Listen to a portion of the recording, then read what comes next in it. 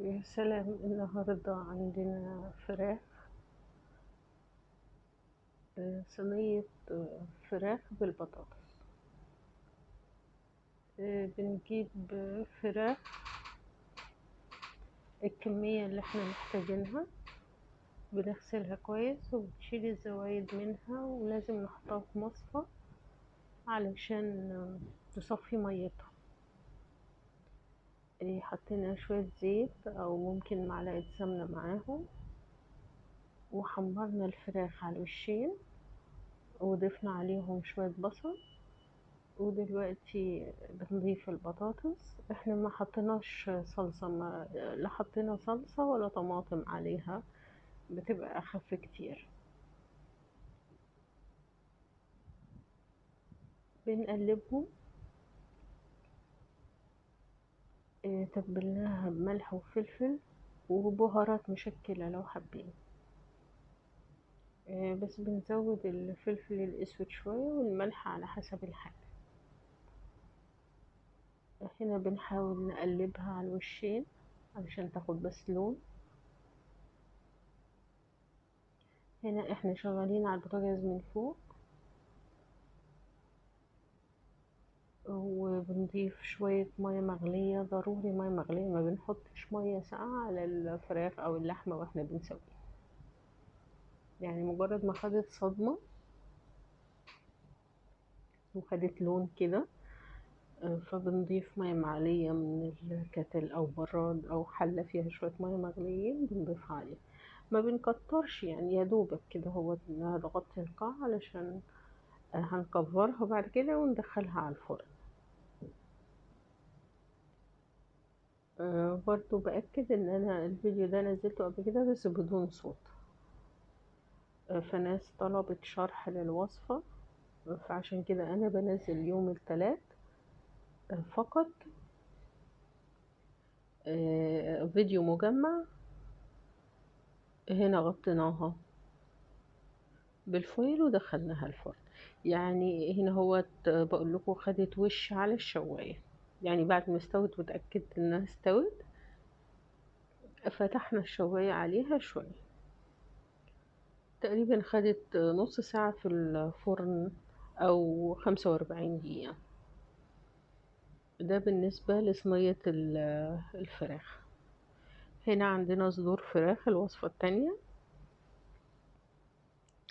دي برضو من الوصفات الجميلة اللي احنا بنعملها على البوتاجاز من فوق، مش لازم ندخلها الفرن. هنا دي التتبيلة بتاعتها: دقيق وملح وفلفل وبهارات. صدور الفراخ بنغسلها ولازم نصفيها من المية. لازم نصفيها من المية في مصفى كده قد نص ساعة عشان نتأكد ان مفيهاش اي مية واحنا بنستخدمها. دي من ضمن الحاجات الضرورية، ان انا اي طيور لازم بنصفيها في مصفى. دي صدور الفراخ بعد ما نقعناها وغسلناها ونشفت.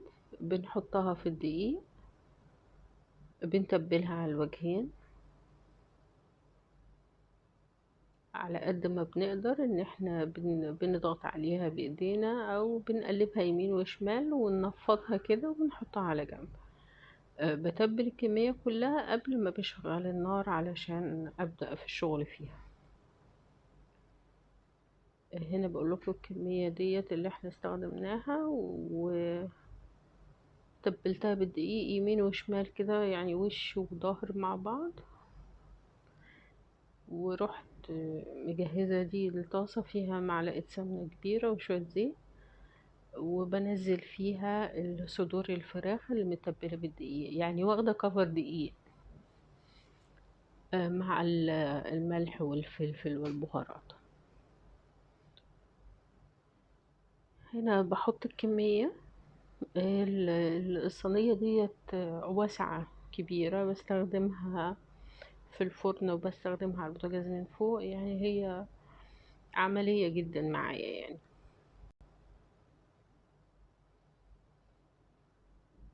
بصبر عليها، ما بقلبهاش على طول لحد ما تاخد لون بس.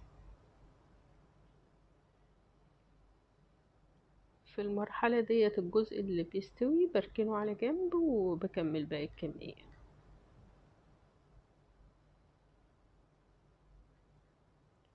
يعني برضه دي من ضمن الوصفات السريعة الحلوة من الفراخ.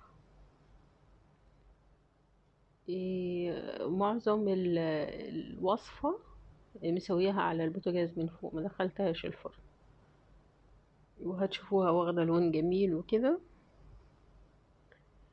هنا قلبتها على الوش التاني، وفي مساحة في الصينية بأركن على جنب اللي أخدوا وش، لأننا لسه هنضيف عليها شوية مية قد مج مية بس كده، وغطيها بالفويل تكمل سواها. هنا بقول لكم هضيف عليها شوية صويا صوص، يعني الفراخ ديت بالصويا صوص، صدور الفراخ مع صويا صوص. نوع الصويا صوص دوت فيه شوية حلاوة كده، يعني مش حادق، يعني فيه شوية آه، تسكيرة كده. هنا بقول لكم دي كمية المية اللي أنا هحطها، مج واحد بس مية، ولو عايز التاني بتضيفه يعني على أساس إنها تستوي، لكن أنا مش عايزة فيها صوص كتير مثلا أو كده. هنا حطيت بصلة للنكهة بس، لكن الأساسها مش لازم بصل، بس أنا بحب طعم البصل إن هو يبقى إيه داخل مع الفراخ. بنقلبها. الوصفة دي مش لازم تدخليها الفرن خالص. هنا بقول لكم ان انا الفراخ شربت الصوص اللي انا حطيته او مج المية، عملناها مع رز احمر بالبصل. ان شاء الله ابقى انزله في وصفة تانية. هنا قدمناها في طبق. هنا الوصفة الحلو، هنعمل بانكيك جميلة وسهلة وسريعة، تنفع فطور مثلا او عشاء. لان منيو الاسبوع انا بحاول ادخل فيه حلو وحادق. عندنا بيض ولبن رايب وزيت زيتون وتقريبا كوبايتين ونص دقيق وبيكنج باودر. دي المكونات، ومعلقتين سكر. اي نوع بيكنج باودر انتي بتستخدميه. وهنا للفانيليا سايلة برضو المتاح عندك فانيليا باودر، عندك فانيليا سايلة، بس خدي بالك وانتي بتحطي الفانيليا ما تكتريش، يا دوبك معلقة صغيرة على الكمية.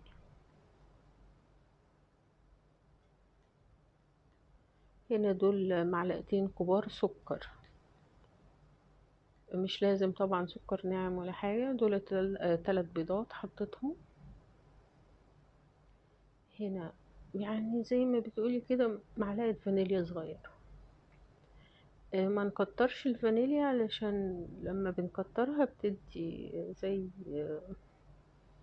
مرارة كده في الأكل، حتى في الكيك بنحط معلقة صغيرة. ده لبن رايب مش لبن حليب، يعني أنا حطيت بالبركة كده، يعني مش مج بالكامل أو كده، بالبركة.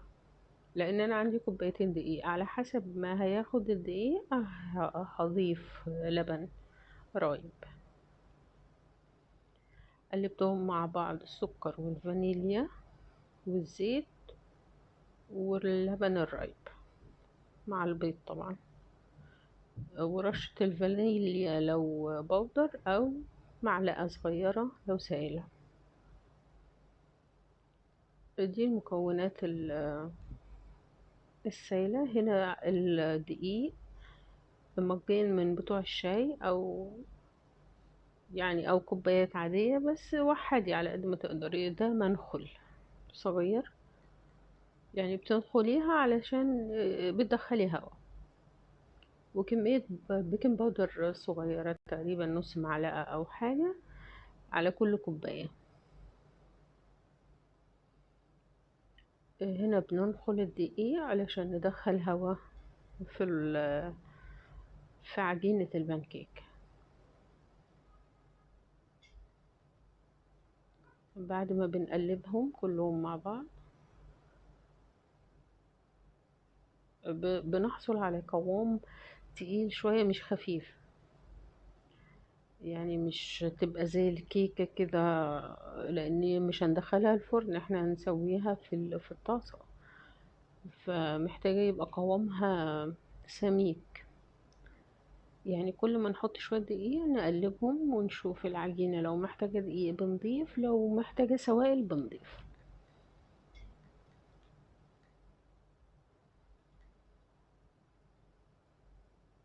بنستمر في التقليب.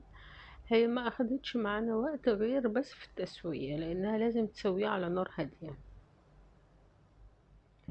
هنا أنا خلصت كمية الدقيق كلها، اللي هما تقريبا كوبايتين ونص مع معلقة كبيرة بيكنج باودر. نستمر في التقليب. هنا حسيت إنها محتاجة شوية لبن رايب فضفتهم. يعني الوصفة حلوة يعني بتاخد وتدي معاكي، يعني وانتي بتشتغلي فيها على حسب النظر. يعني انتي شوفيها محتاجة دقيق بتزيدي، محتاجة سوائل بتزيدي، لبن مش لبن رايب لأن الوصفة مفيهاش حليب. اللبن الرايب فيه خمائر بتخلي البان كيك هش وطعم وكده، وكمية السكر اللي فيها قليلة. هنا في طاسة تيفال دهنتها بس أول مرة بشوية زيت كده، وهنا حطيت الكمية، يعني زي مغرفتين كده صغيرين، على أساس بس ياخدوا شكل القاع بتاع الطاسة نفسها. ما بنزودش عن مغرفتين صغيرين، وبغطيها. ضروري أغطيها ليه؟ علشان البخار يسوي العجينة نفسها. هنا بقول لكم لازم النار بتبقى هادية، وبشوفها من الجناب بدأت إن هي تلم. بسيبها لحد ما تنشف زي طريقة القطايف بالظبط. بس هنا لازم نغطيها لأن العجينة تخينة شوية، فعلشان نحصل على عجينة مستوية من بره ومن جوه لازم بغطيها، والنار بتكون هادية. هنا بأي حاجة بقلبها على الوش التاني. هي أول واحدة بتبقى تجربة كده لحد ما تظبطي ايدك. ما ننساش ان احنا ما حطيناش زيت غير بس في البداية مع الطاسة، لأن العجينة فيها كمية زيت مش كبيرة، بس إنها تقدر إنها تستوي من غير ما نضيف زيت في كل مرة، أو مسحة زيت كده بمنديل أو فرشة أو أي حاجة. هنا خلاص دي تقريبا استوت.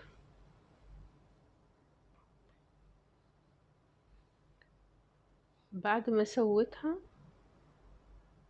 بنطلعها يعني على طبق كده على جنب. هنا دي أول واحدة، خدنا منها قطعة كده دقناها طلعت جميلة وحلوة. دي تاني واحدة خلاص يعني ايدنا خدت على الموضوع. الكمية دي بتعمل تقريبا 6 بان كيك، حجمها كبير مش صغير ما شاء الله يعني. يعني الفرد ممكن ياخد 2 مثلا كافيين. هنا بوريكم السوا. هنا دي ظبطت معانا اكتر من اول واحدة، ودي برضو واحدة تانية عملناها. بس هنا التركة اللي انتي لازم تغطيها وتكون على نار هادية. وبالهنا والشفا. ودي وصفات الأسبوع، ممكن نحليها بمربى شوكولاتة عسل. وإن شاء الله أشوفكم في فيديو تاني. إن شاء الله الفيديوهات تعجبكم، ويا ريت تحطوا لي لايك وتعليق وسبسكرايب ودعم للقناة، واشتراك طبعا يعني لو حبيتوا وصفاتي. هنا بقول لكم بنحط شوية عسل على حسب برضو المتاح. ممكن نحط جنبيها موز، ممكن شوكولاتة سايحة. فأي حاجة بتمشي معاها وخفيفة وحلوة، وكانت وصفة جميلة وناجحة وبتنفع فطار حلو. شكرا، نشوفكم بخير.